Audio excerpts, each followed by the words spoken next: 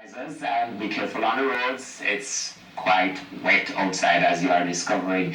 In studio with me, we have Kwaku Ampofo, the General Secretary of the Ashanti Heritage Worldwide Movement, and Jamaica's own Constantine Bogle, President and founder of the Paul Bogle Foundation. And they are here today to tell us about the planning of the upcoming 152nd anniversary of the Morant Bay Rebellion. Welcome to the show, gentlemen.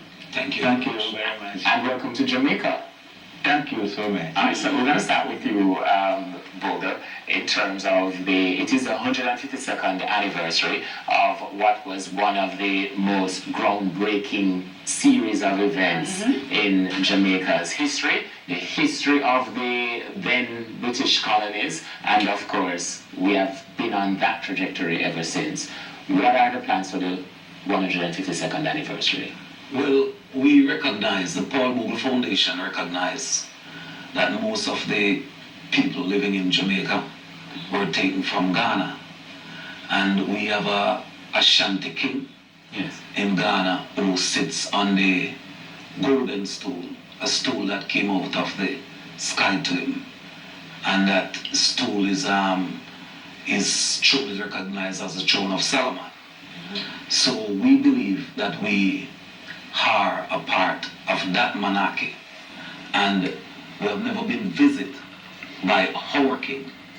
So we are saying that we want to create a discussion and to invite the king. So what we are doing right now, I did a documentary with Kwaku, take him through the whole Morant Bay uprising, and it will be presented to the king, and we are inviting the king to pour libation in St. Thomas for the thousands of people that died and the 1,000 houses that was destroyed, this family, and also to create an international Memorial Day, because the Paul Bogle Foundation is of the opinion that black people has lost some 500 million Africans.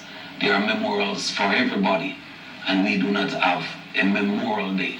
So we are pushing for an international Memorial Day. We believe we can use that as the base to bring black people together and to create an awareness. That's very interesting that you said that, but I want to go to you, Kwaku. Tell us how it is that you feel having this celebrated here in Jamaica. I'm sure you have traveled worldwide, but just bring us to that connection between Jamaica and the Ashanti tribe. Yeah, history tells that since our brothers and sisters left the shores of Africa, most of the Ashantis are found here in Jamaica. And the higher percentage of the black people you see all over the world are here in Jamaica. And when I went to the Moraine 2 days ago, the communication between me and that man is just like I'm communicating with the person in Ghana. He understood me well, and also I understood him very well. Meaning that what our ancestors said, we can find our people in Jamaica is true. And Otumfo, that is the king. He is our king. So when Paul Bogle Foundation invited me come here, then I think his presence will bring a strong relationship between the Ashantis, Ghana, and Jamaica. So specifically, the Ghanaians, the Ashantis, are found here in Jamaica. That is why the king's presence will be of much importance. Right. And what time of the year exactly would the expectation of his arrival be? Is it confirmed as yet? Let me start here. Is it confirmed as yet that he will be here? That comes from the Paul Bogle Foundation, because we are spearheading the invitation, and to Kramas, the day, that is when the incident happened at St. Thomas. So his presence to lay a wreath, will be a landmark, and then other people can follow. Right. And it doesn't mean that he is only restricted to go to St. Thomas, but after he has done that, there are other places like visiting the Maroons and then other things also, just as... Right. So, about what time of the year? Well, October 24th Right. is the day that Paul Bogle was on, and his best friend George William Garden was on the 23rd of October. Right. So the 24th of October is the day that was the biggest shame and disgrace upon the people of St. Thomas when their deacon and leader was on. Right. So we'd love to have the king lighting a candle on that day, pouring libation, and would like Jamaica, because we have not been getting the Paul Bogle Foundation has been exists for the past 18 years, and we have been lighting 1,000 candles annually because we lose thousands of people and 1,000 also. Each candle represents a family. It's not just lighting a candle. Let me ask a question. Even leading up to October 24, what events are planned or could still be put in place by the Paul Bogle Foundation to improve the knowledge and awareness of the average Jamaican citizen as to the importance of what happened in Morant-Bay in 1865? One of the reasons why I pushed that question is because many people believe that Paul Bogle was tried and hanged, George William Gordon was tried and hanged, and that only 2 Jamaicans, no heroes, lost their lives. Many people don't know that there was a genocide across the parish of St. Thomas, particularly in Morant-Bay, and as you are saying, thousands of families were, their homes were destroyed, hundreds of lives lost, farms were uprooted, and turmoil was deliberately unleashed across the parish, to punish people for having the audacity to rise up against the British government. What steps can be taken leading up to October 23rd and 24th so that more of us are aware of what the Morant-Bay Rebellion really was? Well, when George William Garden, when they were about to hang George William Garden on the 23rd of October, he asked for some time to write a letter.